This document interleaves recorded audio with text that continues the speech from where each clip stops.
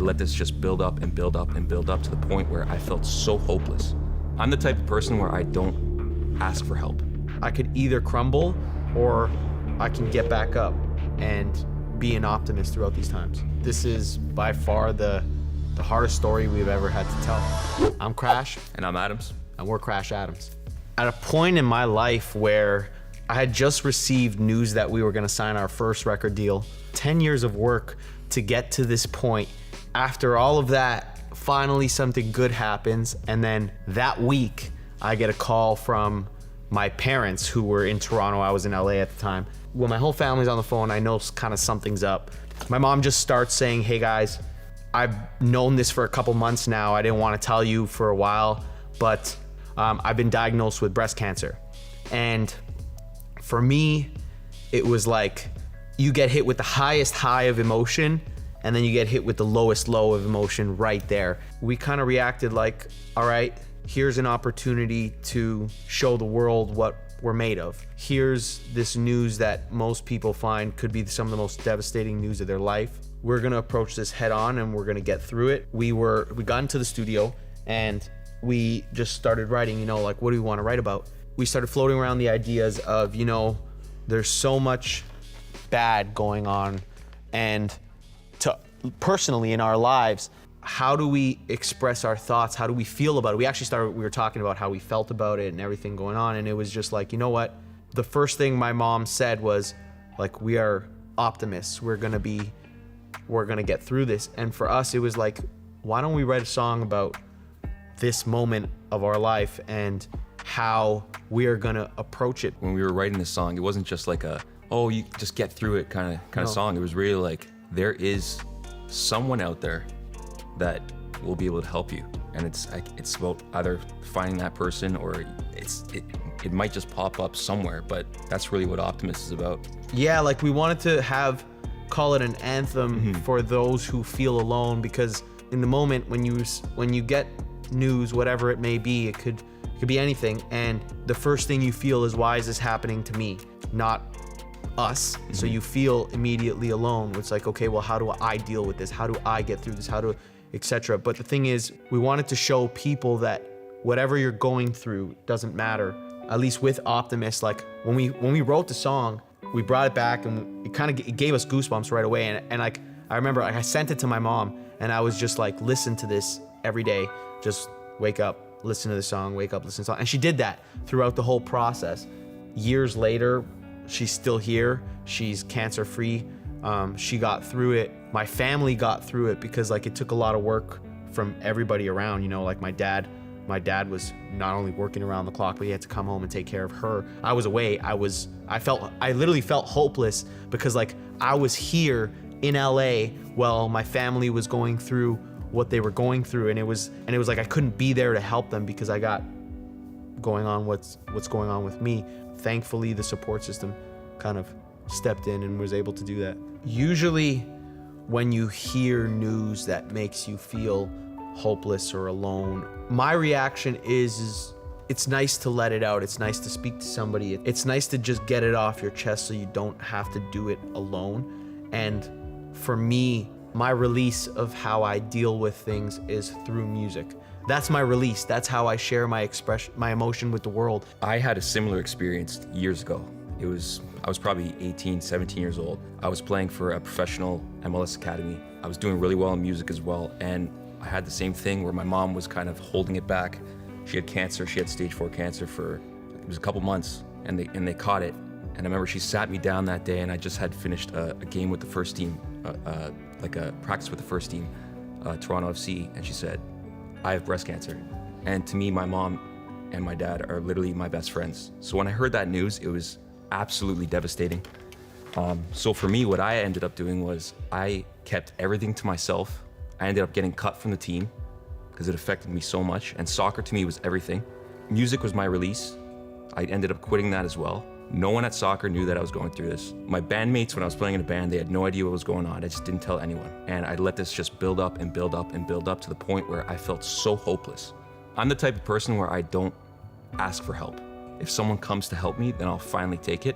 But when I finally built up the courage to go to my dad and say, Dad, I need help right now. I can't handle this. I know mom's the one going through the sickness, but I'm in a dark place right now, Dad, and I need your help.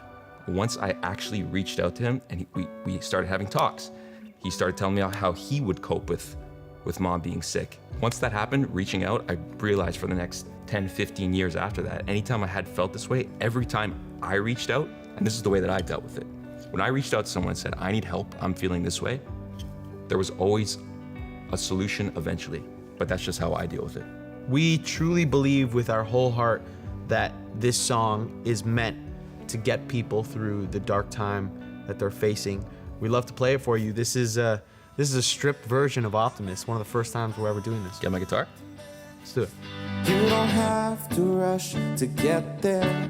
Don't be afraid to ask for help. If you stand up tall, you can break the walls that you built up around yourself. If you're way down and it's dark out, and it feels like no one's there with you, you're wrong. 'Cause I've been here all along. And when the roof caves in and you're stuck in the moment, but the world keeps spinning around, I'll be with you for all of it. I'd rather be an optimist. And if you lose your hope, I know the feeling when the world keeps counting you out. I never let you fall for it. I'd rather be an optimist. I'd rather be a glass half full type of guy. I'd rather have the good days stuck on my mind. I'll be with you for all of it. I'd rather be an optimist. I'd rather be a glass half full type of guy. I'd rather have the good days stuck on my mind. I'll be with you for all of it. I'd rather be an optimist.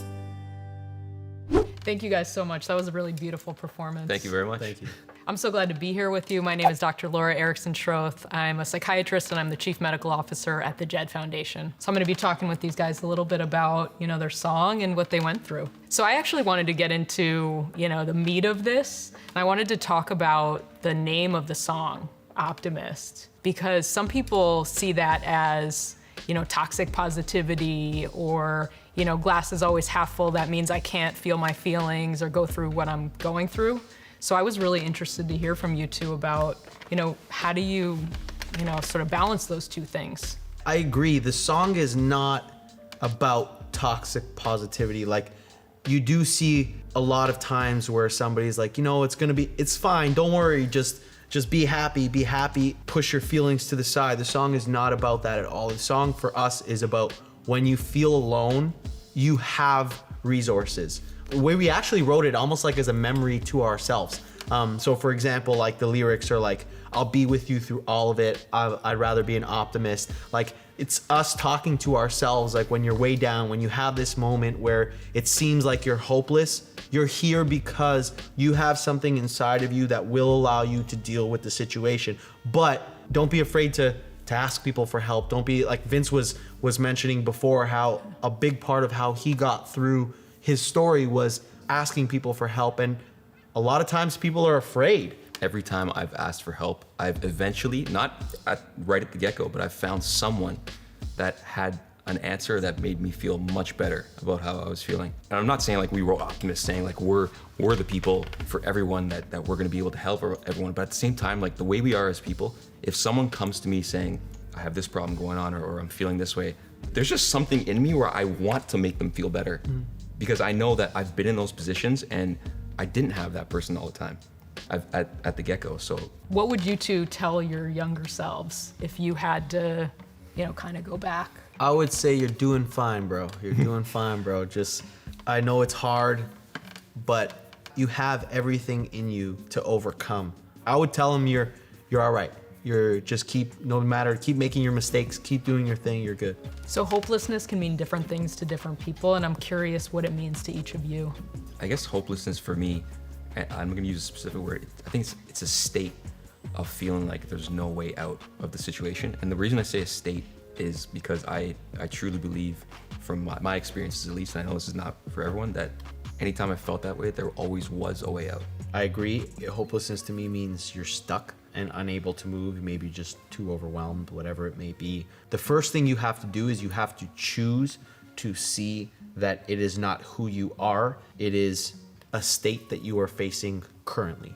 And something else I've been curious about is you both talk about reaching out to people and getting support. Your families were both very supportive. What did it look like? Because a lot of people want to know, I don't know what to do if someone that I'm worried about is struggling. What were the things that people did or said that really helped to make you feel like they were there for you? It wasn't even anything that someone said or that they did. It was just the comfort of knowing that they were there to listen. That was the thing that made me get out of the state of hopelessness in that scenario. I'm very analytical. I always like to control what I can control. For example, like my family, we were like, all right, this is what we're faced with. What can we do to make mom's life easier? That way she can be in a state of relaxation or her mind is a lot more positive throughout the day. For us, it was just like, let's define what we can control, do our best to control that, and the rest, we just keep a strong, positive mind going in. Well, I just want to really thank you for coming out here and playing that song for us and really getting deep and talking about Thank you. Yeah, thank what you you for went having through. us. It's an honor to be here.